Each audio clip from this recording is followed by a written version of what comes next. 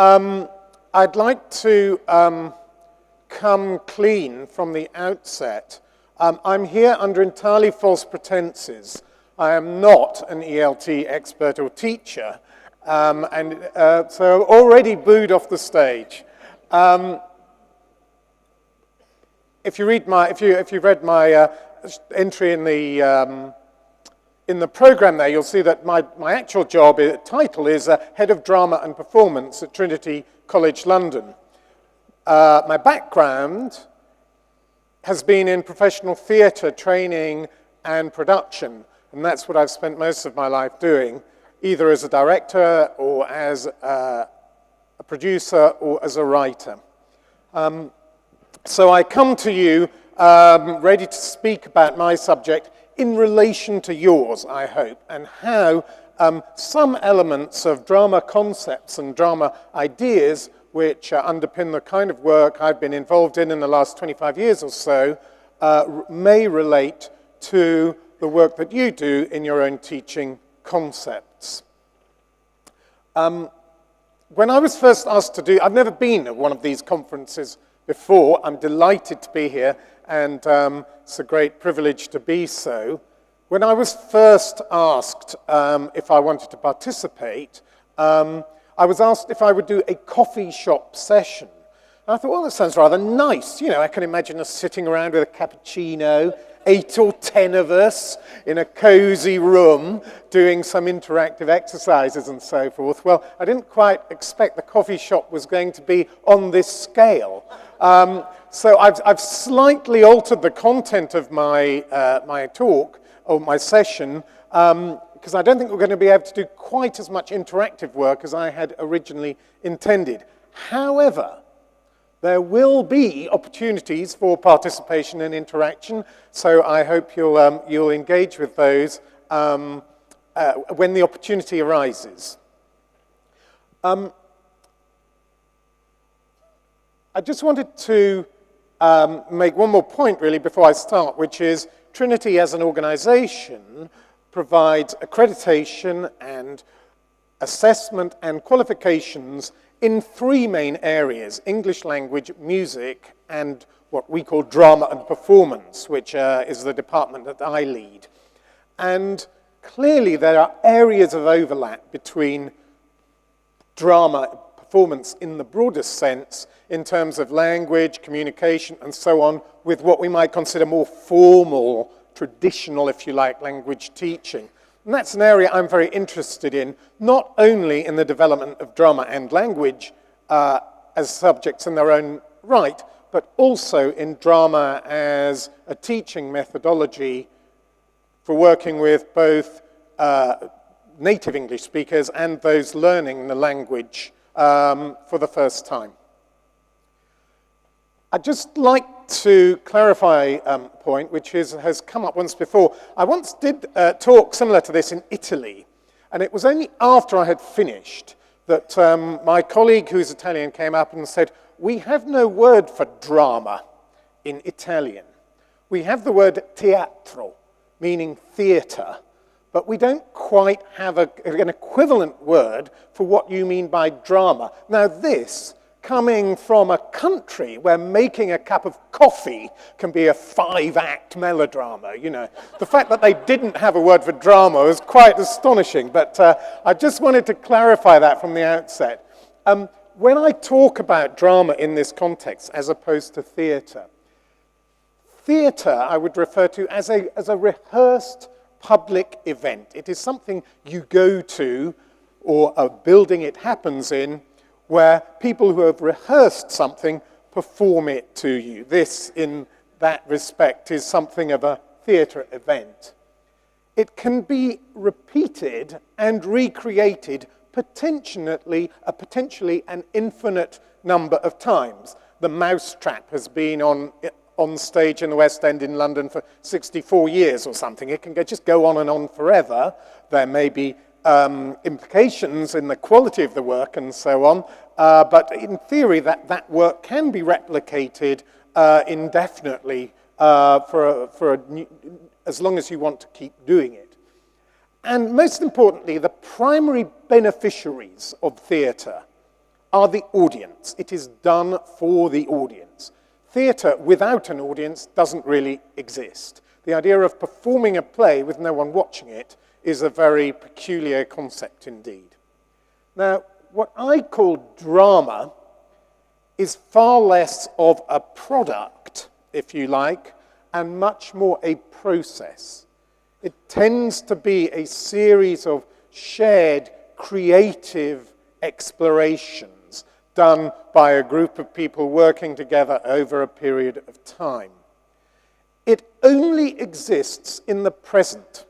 It only exists in the here and now. There is no sense in that our drama activity will be replicated or done again at some time in the future. We might use the discoveries we've made from it to develop our work further. And obviously, rehearsal involves that process. But in terms of drama, the messy, collective, collaborative bit of drama only happens in the present. And the primary beneficiaries of drama are the participants. Or I've put performers there, but really it's the people doing it who benefit from it. The idea of drama performed to an audience is rather odd. It's fine if the people watching what is done are part of that process and join in too, but even one person observing a drama process and not participating in it slightly compromises the integrity of the event. The title of my talk is how can we use drama concepts, techniques to develop 21st century skills in our students and ourselves. It's an impossibly ambitious and wide-ranging subject. I rather regret having thought up that title now. And the fact that, and so the remaining 47 minutes, I'm not sure exactly how comprehensively we'll be able to cover that, but I'll give it a go. And this sense of 21st century skills that we hear a lot about now, there's no clear agreement, no clear definition about what those are. But, I mean, in general, there's an agreement that what we're talking about, so we could have the slide back on just for a minute, please, is that we're talking about in an information-heavy and information-available age, we're moving away from a learning-based education system to one where people need to be able to access and manage information effectively. They need to communicate that effectively. That's one element of managing it. In doing so, they need to collaborate, both face-to-face and virtually with other people, colleagues, students, friends, the general public, and so on. And in doing so, they need to show a degree of, or we would like them to show, a degree of creativity and innovation. There has never been so much information available to it. We've never had so much stuff to play with. So what are we going to create with it? What kind of a house will we build? What kind of a cake will we make with this new, all these new ingredients available to us? And fifthly, people say, oh, well, there needs to be within this a consideration of the social impact and ethics of what we're doing, because we know the world's resources are not inexhaustible. We know that there are all kinds of environmental and ethical issues that we need to be aware of as we move into the 21st century, overpopulation and so on and so forth.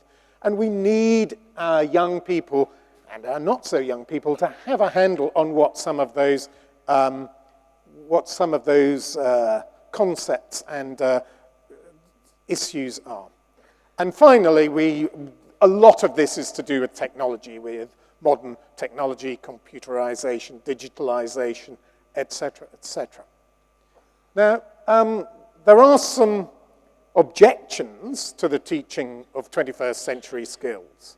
I won't dwell on these, but I'll just state that some people have identified these.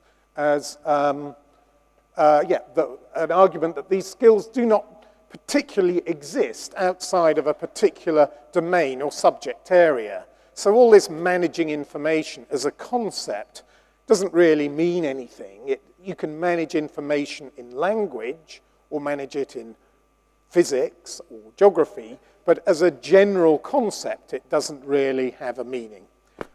These are not my views. I'm just summarizing some objections that have been raised. Another is that all this is far too job-driven. It's all to do with competencies needed for the workplace, particularly the workplace in the developed world, Lots of people banging away at computers all day long, and that it underestimates, therefore, issues of broader personal development. And thirdly, that all these highfalutin concepts are not really relevant to the needs of many people in the world, particularly in the developing world. And if we continue to go on about them and develop them in a kind of abstract way, this may in turn lead to wider, increased socioeconomic disparities and fewer opportunities for inclusivity, which is the opposite of what I hope we're trying to achieve. So those are some general thoughts about 21st century skills and some observations upon them. Now that's all well and good, but what on earth has this all got to do with drama and the theatre? Well, let's go back. October 1895, the Russian short story writer and doctor, as he was, Anton Chekhov, at that stage in his mid-30s and quite celebrated as a short story writer in Russia, wrote to a friend and said, "I'm writing a play, which I shall probably not finish before the end of November. I'm writing it not without pleasure," a great term, "though I swear fearfully at the conventions of the stage. It's a comedy. There are 3 women's parts, 6 men's, 4 acts, landscapes, view over a lake, a great deal of conversation about literature, little action, tons of love." The play he's talking about is The Seagull, which was his first one of his serious or major plays. And through his various contacts, a production of the play was mounted in St. Petersburg in 1896. The first performance of The Seagull is one of the all-time disasters of theatrical history. Everything that could have gone wrong with it went wrong. The audience were utterly unsympathetic to the play. The leading lady lost her voice. They were booed off the stage. Chekhov spent acts 3 and 4 hiding backstage, and the next day said he was giving up writing for the theatre forever. So it was not an auspicious day, the first performance. The play later did become a little bit more successful in its run, but only to a limited degree, and that probably would have been the end of The Seagull. We might not have heard anything more about it, were it not for a friend of Chekhov's called Narimovich Denchenko, who was convinced that the play had a future life. It should be done again. And through his contacts, he encouraged the Moscow Arts Theatre to mount another production of it in 1898. Amazingly and incredibly, someone took a photo on the first day of rehearsal, and that's Chekhov in the middle, reading the script to the cast, who look somewhat apprehensive, possibly, at the thought of taking on this well-known disaster of a play and putting it on again. The second production of Seagull in Moscow, 1898, is one of the defining moments in theatre history in the late 19th and early 20th century. It was considered an absolute breakthrough in the art of theatre. and its influence is still with us today. Now, why was this? Why could a play absolutely fail in 1896 and yet be hailed as an absolute masterpiece and signpost for future thinking only 2 years later? Well, one reason may well be this bloke, Konstantin Stanislavski, who was the director of the second production and the artistic director of the Moscow Arts Theatre. Many of you, I'm sure, will have heard his name. Stanislavski is a very revered, possibly the most revered theatre practitioner of the last 120, 130 years or so forth. His influence is still very much felt today, and most actors would be very well aware of his theories. And they've been debated and modified a bit over time, but he stands as a giant at the gates of the 20th century in his approaches to work. So what were those? Well, the world of theatre that Stanislavski was working in was a star-driven, in his word, a corrupt form. Typically, what would happen would be people would go to the theatre in order to see one or two star actors. The action would continue on the stage until the point where the star actor appeared. I'll be him. So there's some story going on there. I am a well-known Russian star. Give me a huge ovation as I come on. And then I come, yes. Now, meanwhile, my fellow actors have frozen in postures, waiting for me to soak up all my applause, bunches of flowers and somewhat coming down from the audience. When I'm good and ready, and not before, I'll go back and I'll start doing the play with my fellow actors. And the whole thing will become this sort of, the whole point of the play is me showing off and you loving me doing it. Stanislavski's view was that in order to, what he called, get the audience out of the auditorium, to transport them somewhere else, what you needed was something truly compelling on stage. Ironically, what you needed were the actors talking to each other rather than talking to the audience, so that their interaction was credible on a psychologically real basis. Now, I'm not saying that didn't happen in theatre before that, but this was very much Stanislavski's approach to Chekhov's work. It was a very fortuitous meeting of two brilliant men. Chekhov's work, if you know it, his characters talk a lot. What's that thing he says? A great deal of conversation, little action, much love. He doesn't put on a lot of explosions and bombs and things on that in his plays. They tend to be very dialogue-driven.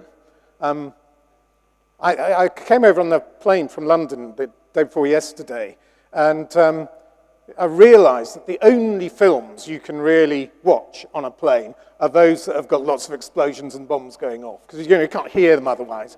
So you wouldn't be having much. So anyway, I watched lots of those. Very good it was too. But this wouldn't really suit Chekhov's approach. As I say, whose characters tend to talk very elliptically and indirectly about subjects. They're very modern in that sense. We think of some characters in Shakespeare, for instance, who are empowered to speak with incredible rhetoric and strength and clarity about exactly how they feel and what they're going to do. We admire them, fantastic, but real life isn't like that. Chekhov's characters tend to meander, not be able to talk to each other specifically about what they think or feel. So on a first viewing, Chekhov's scripts, the Seagull in particular, looks very inconsequential and very dull and very trivial.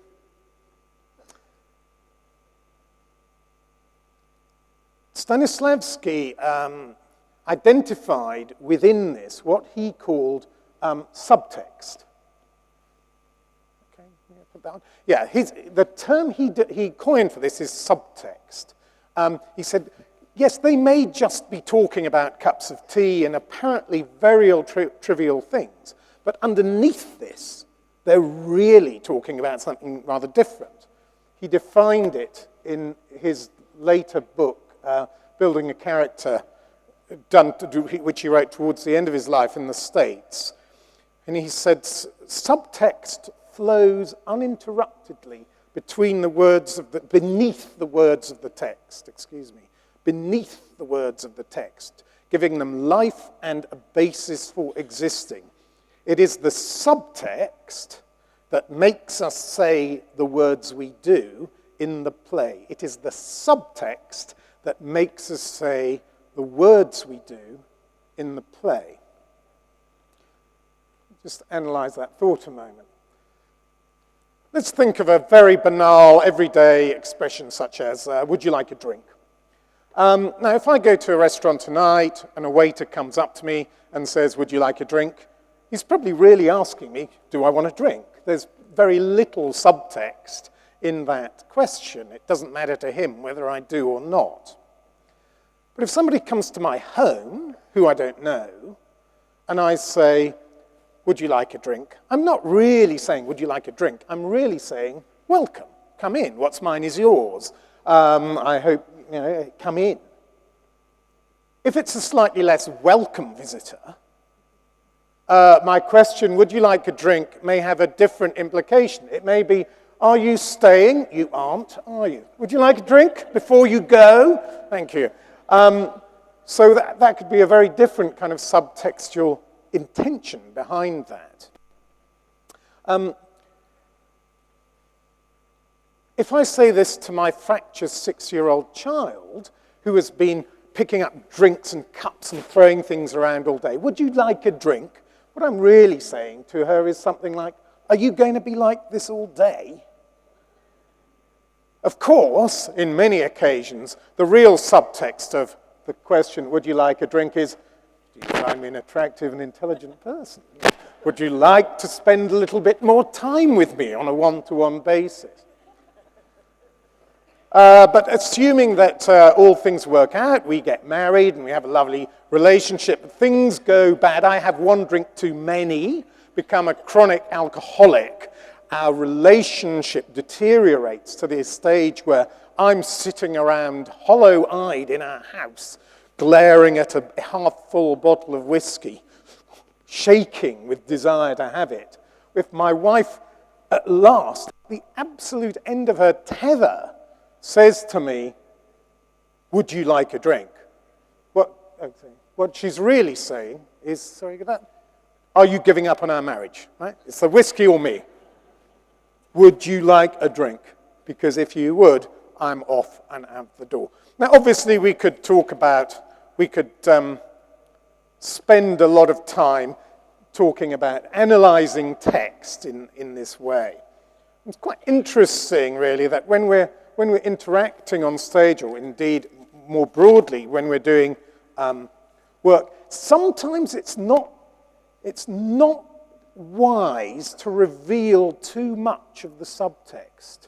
So if young actors, in fact, young people generally, tend to sort of say, well, I'll illustrate what the subtext is a bit. So if it's the fourth one down, do you find me an attractive and interesting person? You can do a lot of sort of moustache twiddling and all the rest, and say, would you like a drink, my pretty little thing? That's probably not going to have the same effect as if you just conceal that a little more. You don't want to give away too much sometimes about what your subtext is. And why would that be? Well, this relates to another of Stanislavski's approaches to Chekhov's work and other writers too. Having identified this factor of subtext, he also said, what we need to identify is that every character has what we would call an objective. Every character in every story ever written has to have an objective. There has to be something that they want. And the action of the play will be that character moving towards his or her objective. What's your objective? I want to climb Mount Everest. I want to be king. I want to marry Mary. I want to rob the bank. I want £1 million. I want my mother to tell me she loves me. Whatever that objective is, there's something absolutely driving that character towards an objective. And there's a degree in which that is obviously true in life too, because we are all striving towards something that we want. There's something out there that we're very keen to get. Now, the objective can be utterly banal and very simple, but it's very helpful if we can identify specifically what it is. So you could say, oh, well, you know, my objective is in an hour or so to have something to eat. Okay, well, that's an objective, but can I make that a bit more specific? Can I identify that a bit more? If I can identify what it is in more detail, I will have a greater chance of success. So, I want something to eat. Fine, I'll vaguely go to a restaurant, vaguely thinking there might be something on the menu I like the look of.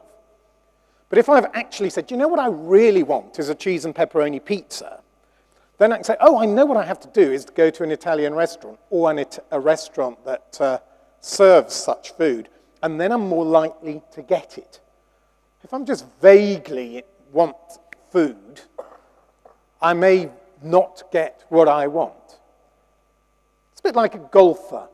I'm a keen but very bad golfer.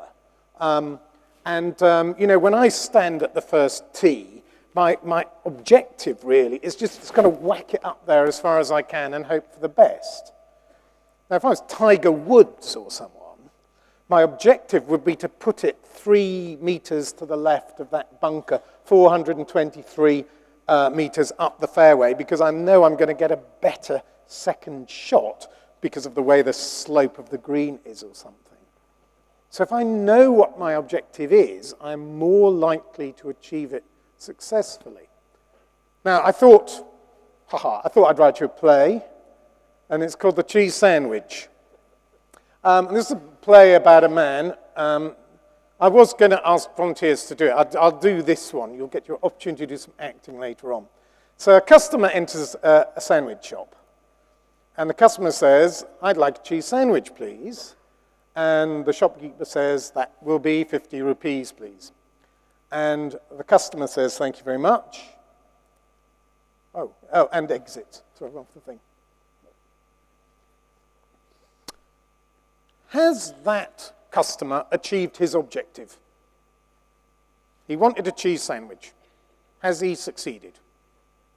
Yeah, he's got his cheese sandwich. What would the shopkeeper's objective be in this exchange? Yeah, to sell the sandwich, yes. And in fact, it's a slightly more complicated objective, isn't it? Because the customer is saying, I'd like a cheese sandwich at an affordable and fair price. And the shopkeeper is saying, I want to sell the sandwich at a cost that is acceptable to me. So that in this particular exchange, by a fluke of the universe, the objective of the customer and the objective of the customer are exactly the same.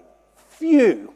Therefore, the sandwich objective is achieved utterly straightforwardly, utterly interesting, utterly successfully, but utterly without interest to any of us.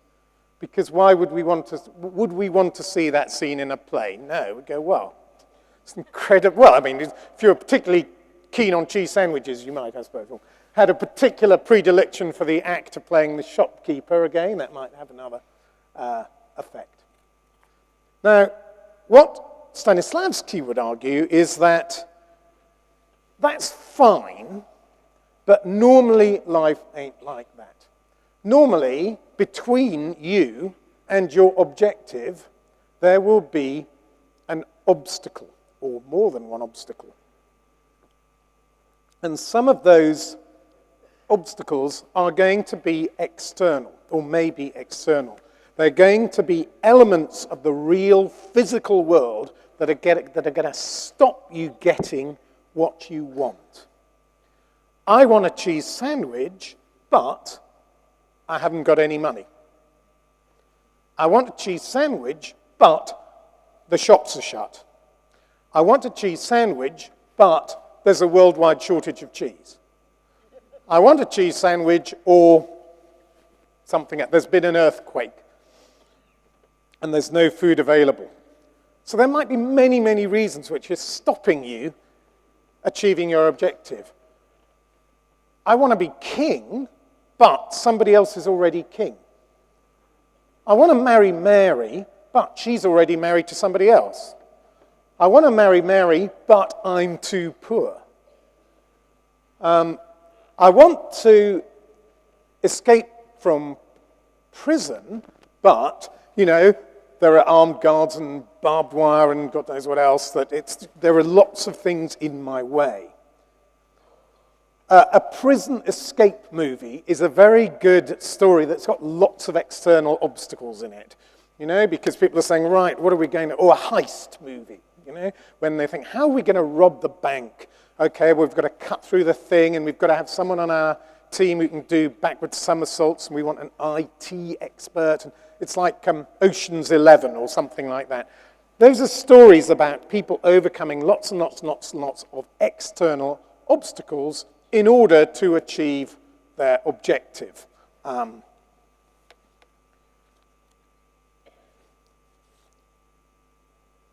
we might want to refine that obstacle. If we understand what the objective is clearly, we may understand the obstacle a little bit more clearly. Now, there's also, of course, there may well be internal obstacles that are going to stop us or delay us in achieving our objective. I want a cheese sandwich, but I'm putting on a bit of weight. I want a cheese sandwich, but I really don't like the look of that bloke in the shop. I want a cheese sandwich, but I've got the money. There's nothing stopping me going and buying that cheese sandwich. But in order to go into that shop, I've got to walk over the beggar asleep in the doorway, and that's going to make me feel a bit compromised or a bit difficult. I want a cheese sandwich, but I know there are 10 other people with me who haven't got any money, who'll just take it off me. So there may be many reasons why, and these are all, there's nothing physically stopping me doing it, but I can't, there may be reasons why I don't. I want to be king, Hamlet, I want to revenge my father's murder, and there's no reason why I can't do it, but within my inner soul, I cannot conceive of killing another human being. And so that this then becomes a different kind of play to, I've just got to work out how to get into the safe. It's how do I get into my heart and soul and psyche? What does that really mean to me as a person and as an actor? Now, in order to get past these obstacles, we need some strategies. We need to do something. If we just sit there with the obstacle in front of us, we will never get past it. So in order for something to happen, for me to progress, I've got to address what this obstacle is. Now, you haven't got a spare microphone, have you? Is there a handheld mic I could use? Is there? Do we have a handheld mic I could use, please? Okay, so this is a scenario. We're going to say that the little situation I'd like to present to you with is, I want a cheese sandwich, but I haven't got any money. Right? I want a cheese sandwich, but I haven't got any money. Now, you, the person wanting the cheese sandwich, won't worry about the shopkeeper for the moment, because he or she wants to sell the sandwich. The person buying the cheese sandwich does not have, thanks, Julian, does not have any money. Would anyone like to volunteer to be the cheese sandwich person? Yeah, come on, it's not that hard, is it? Anyone like to come up? There's a lady there, thank you very much. Round of applause. See, this is the Russian-style system. Thank you very much. Two. There you go. And should let's like to come up here, madam. What's your name? Avrendi. Thank you very much for volunteering. So I'll be the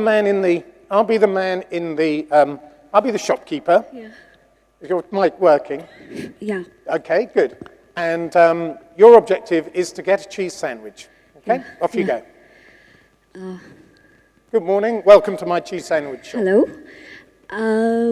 Well, I find these sandwiches quite interesting. Oh, so I feel like eating them. So which would be a good bargain? That cheese one there undoubtedly would be the best. So what is there in that? What is there in that? Well, there's 3 different kinds of cheese and tomato on top. Fantastic. It's our best seller. Okay, and the other one which is kept on the right? Oh, that's only got 2 kinds of cheese in it. 2 kinds of cheese? Yes, but that one's the better. So what's that, the other cheese? Cheddar cheese and French cheese. Get the sandwich. Yeah. So find a way of getting it. So yeah, I need the sandwich now. So I'll take the middle one. Okay, that's the one that you proposed. Okay, that's 50 rupees, please. Okay. Can I bargain? Can I give you 40? No. No, but I have 40. No. All right, 40. Done. Yeah. Yes. Okay. But you haven't got any money. No, I have. Yeah. No, you haven't. I have. I'm telling you haven't got any money. I have. Okay, yeah. It's harder. Yeah. Yeah. So you haven't got any money. I don't have money. No, I didn't know that. I think you But have. I still want. Okay. Yeah. So get the sandwich. It's really tempting, you know. Yes. I really want to have it. Yeah. Yes. So can you please give it to me? Okay. Please. Okay. So thank you very much. You're welcome. Here's the sandwich. Thanks. So what she eventually did was she begged me for a sandwich. Would you agree? She said, "Oh, please give it to me. Please give it to me." And I was feeling generous enough that I let her have it. So she begged me for the sandwich and I gave it. Somebody else like to buy a sandwich off me? There, gentlemen, very good. Okay, there you are, sir. So so welcome to my sandwich shop. What can I do for you? I'm looking for a sandwich, but my problem is I don't have any money. Well, I'm afraid... Could I pay you tomorrow, if possible? Well, how do I know you'll come back? I'll give you my card. Well, how do I know that you'll have any value to that? Can I see your card? Yeah. Oh, I see your Anil Kumar. Yes. The well-known member, the English language teacher. Yes, true. Well, in that case, you can certainly have an English, because I've heard of you and all your work. So here is your sandwich. Thank you very much. Thanks so much. I thought I would go hungry tonight. No. Well, I'll certainly pay tomorrow. Okay. All right. Well, I trust you. Thank you so much. Thank you very much. The sandwich. There it is. Thank you very much. Please. Okay. Thank you. Okay. So here's another what we would call strategy, if you like, that he's had to convince me that in order to get to the sandwich, he's had to convince me of something. So one person has said, I beg you for it. Okay, that may be successful or it may not. He has convinced me of his bona fides, and I've said, okay, well, you look like a respectable person. Now, of course, he may have no intention whatsoever in coming back tomorrow to pay for the sandwich. None. The only thing that matters is getting the sandwich. Okay? So he may say, well, I'll promise you on the life of my children and my mother that I will come back tomorrow and pay you the sandwich. And that's convinced me. But it doesn't mean it's true. It just means he's achieved his objective. He's used a strategy. Can we do one more person like to come get a sandwich? Yes, sir, there we go. Now, see, these sandwiches are going like hot cakes at the moment. Oh, excuse my mixed metaphor there. Sir, thank you very much.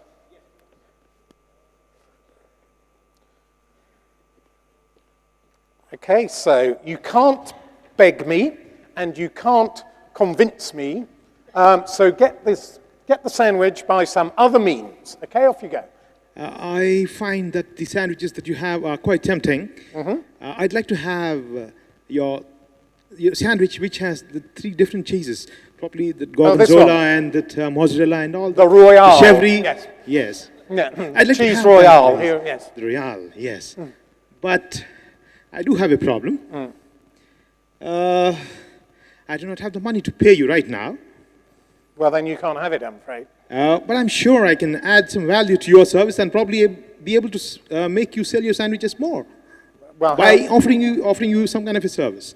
Okay, what service are you offering me? I can create captions for your sandwiches. Create captions? Yes. Probably you can try that out. That's rather a good idea. Yes, I can see how that would work. Certainly. So, okay, well then here's your sandwich, and you come and start writing me your captions. Of course. Thank you very much. That's a very satisfactory outcome. Now, okay, I won't flog this one to death, but the point I'm making is that we've seen 3 different strategies there to get a sandwich, which may work or they may not, but we've used different strategies to get it. Now, there are numerous ways in which the sandwich can be achieved. Okay? So I could, and I'm just worried about time, so I'll just say, for instance, if I was the customer, I could come in and I could say, I've got a prop. I've got one here. I could come in and say, I'm from the Cheese Sandwich Inspection Agency. I need all these sandwiches now. And that would be, and it might be true, but it might not be. It's going to get me my sandwich. I could come in and say, give me that cheese sandwich, I'm going to hit you on the nose. Could threaten the order. I could come in, pull a gun, give me the sandwich or I'll blow your head off. Right? I could come in, if it was particularly attractive female, assistant, say, oh my word, you're looking very beautiful today. Try and flatter my way around. I could come in and say, if you don't give me that sandwich, I'm going to tell your wife about that woman who comes here every Tuesday and who walks out with 10 sandwiches. So I could blackmail you. I mean, I could do almost anything in order, but all that matters is I get the sandwich. That's all that matters. And sometimes I might have one strategy that might work. For instance, had the lady who pleaded with me said, or who begged me for the sandwich, if I said, I'm afraid that won't work at all, then she might say something like, an alternative strategy. She might do the, she might say something like, this is your luck, this is your opportunity to do something for the starving people of this city. She might want to sort of empower me, make me feel good about myself. It's a different strategy, but it might work. The important thing about this, whatever your obstacles, external, internal, whatever they are, is you've got to find a way of getting past them. And whatever strategy you use, it's doing something. It's an active piece of work. So either I convince you, I empower you, I blackmail you, I threaten you, I harm you, I bamboozle you, I convince you. It's always, almost always in the sense of a direct transitive verb. And I noticed that Professor Kumari's speech earlier on today, his keynote speech, when he was talking about, we have to do dynamic active verbs. And that's very close to the sort of acting job. In order to get past, sorry, I'm losing my piece of paper here. God, it's all right, the last one now, so that's all right. But the thing is about use of these strategies is that you can only do one at a time. If I'm going to come in and do the pulling a gun, I can only do one at a time. If I'm going to plead, I can only do one at a time. The man who's going to write my captions for my sandwiches, I suppose he's kind of tempting me with, I see a future better shop. He's kind of like, oh, yes, that's what I would want. He's given me a vision. He's empowered me a bit. The man who comes in and threatens to punch me on my nose is just destroying me. He still gets the sandwich, but he's done so by different means. Now, when you are, there is a point to all this, which is that when you have a clear objective to overcome, to find something, you can only do one thing at a time. And it is your choice what strategy is going to work. Tiger Woods can only play one golf shot at a time. Roger Federer can only play one tennis stroke at a time. What makes them brilliant players and all the rest of it is the way they combine all those things together. And this is I think, a case that you might want to think about. This is, you need to do something. You have to find. This would be how Stanislavski rehearsed the Seagull with the Moscow Arts Theatre all that time ago. Identify the objective. Hello, what's this? Get off. Okay, he is saying that actually. So we are. I'll be very quick. So that, what's that? 3 cheese sandwiches, please. There we go. So just to summarize, I'd like to make this summary of this point, that when we're overcoming obstacles in this way, in order to overcome an obstacle, characters must do something. They must do something. They must choose and make an action. They must act. That's why it's called acting. You have to do something. You can think of this in active terms as a sort of transitive verb. How am I going to achieve this? What am I going to do to the man in the shop? I bamboozle you, I tempt you, I seduce you. I do anything I want as long as I can get the sandwich. And the more clearly the object is defined, so the nature of the required action will be clearer, and the more likely it is to be effective. And also, if one action doesn't work, switch to another. Now, this could be the basis for many, many different kinds of improvisatory work in the classroom, or more generally in sort of other activities, other educational activities. There isn't time for me today to talk about the practicalities of implementing this work into your into the classroom, although there is literature about that, and I'm happy to talk more on that subject to people over the next couple of days. A couple of parts I'd like to make. The last couple of slides I've got. Firstly, people sometimes say, what is character? Particularly say, we're writing a story, and they go, what's this person's character? They're kind of like this, or they're like that. Now, the great American guru on screenwriting, Robert Mckee, his definition is, character is decision under pressure. What on earth does that mean? It means I found a wallet in the street with money in it. Either I can keep it, or I can make an effort to return it to its rightful owner. It's like the term a test of character. What am I going to do here? And what is within us, within our psyche, is only revealed when there are, as it were, 2 decisions, each of which benefit us. I could pull the gun on the shopkeeper, or I could plead for the sandwich.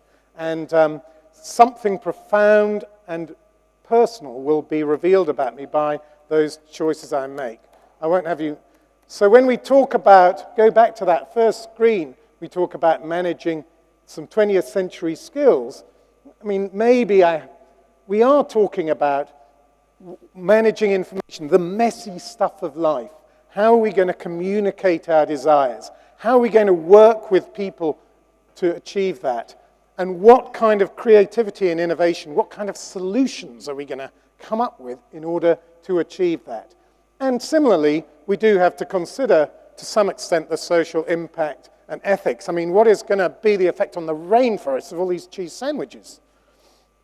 And there are, of course, by implication, further considerations for the